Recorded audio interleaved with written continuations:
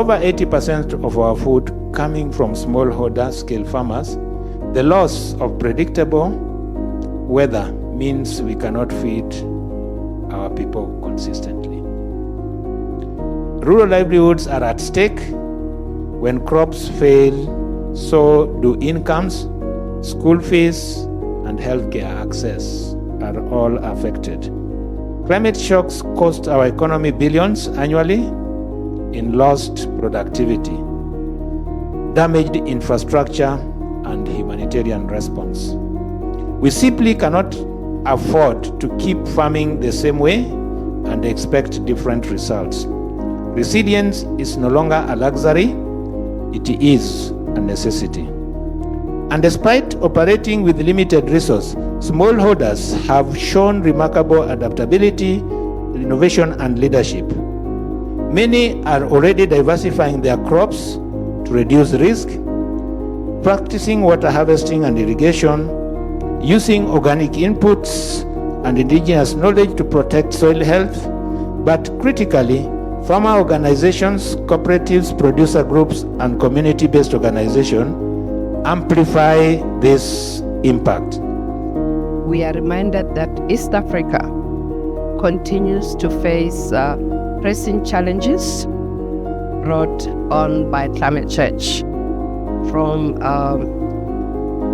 shifting rainfall patterns to prolonged droughts and floods.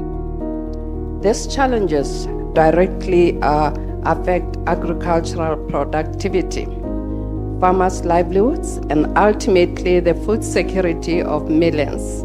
By amplifying the voices of smallholder farmers, bringing to light grassroots innovations, and connecting local realities with regional and global conversation. The media ensures that the climate adaptation in agriculture is not just discussed, but acted upon.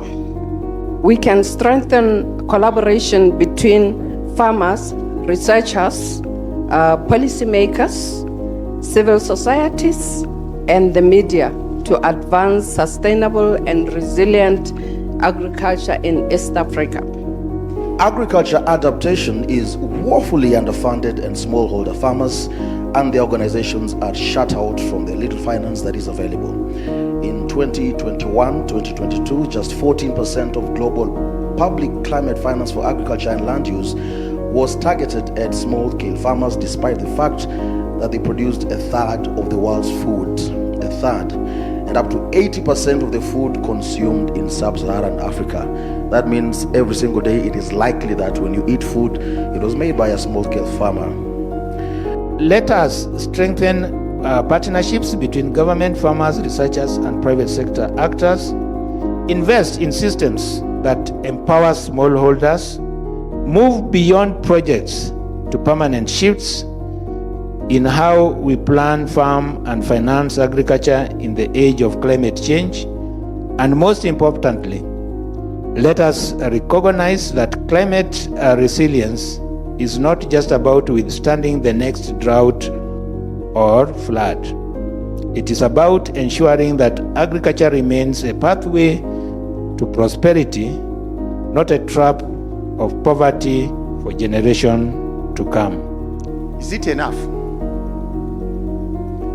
While government are making progress, several challenges remain. The policy practice gap. Strategies exist on paper but are not backed by budget allocation and implementation plans and regulations. Then dominance of industrial agriculture, high input export-oriented models are still prioritized, often undermining agroecological approaches. Limited farmer participation, farmer and grassroots movement are rarely meaningfully included in shaping, implementing, and monitoring strategies.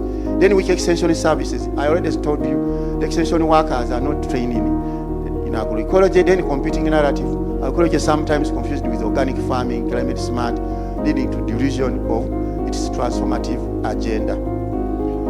What more need to be done? One, dedicated financing. We already saw about it.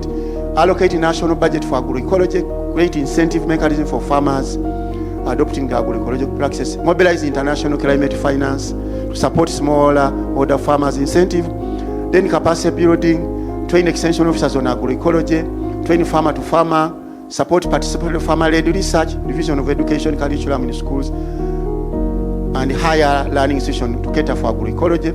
Under policy coherence, align agriculture, environment, trade, and climate policies to avoid contradiction, ensure that subsidies and incentives favor agroecological transition rather than chemical-intensive models. Then movement building, we need to strengthen collaboration between government, farm organizations, research institutions, and civil society. Empower youth and women farmers as the key drivers of agroecology. Promote agroecology in grassroots communities, schools, and higher learning institutions like universities as a long-term investment. Under media, engagement and reporting, leverage digital platforms and community radio to spread agroecology knowledge directed to rural communities. Training journalists and media practitioners on agroecology. Promote positive storytelling of farm-up experiences, success, and innovations. Then counter corporate narrative that undermine agroecology by portraying it as backward. Then encourage investigative reporting to hold government accountable to communities in agroecology strategies. We are saying when you work with farmers, then more finance is actually spent in a better way. And that's why we actually need to have affirmative action to be able to increase access to finance for adaptation. We need to look at how we increase investments in de-risking smallholder farmers. We need to invest in technical assistance. We need to look at innovative ways of building capacity of farmers, and I liked her example on agroecology training. And we need to build partnerships. You can't walk this journey alone. We need to have good partnerships at the grassroots level, national level, and international level. We have to fight for the space. It's not given to us on a silver platter. We have to invest in ourselves. We have to understand the conversations. We have to be able to bring value to these conversations as farmers. More finance is needed by farmers, and we get a lot of questions about, well, how much? So, which is a very good question. So, the Family Farmers for Climate Action have commissioned a research group called Climate Focus to look into how much finance farmers need globally and to break that down at a regional level.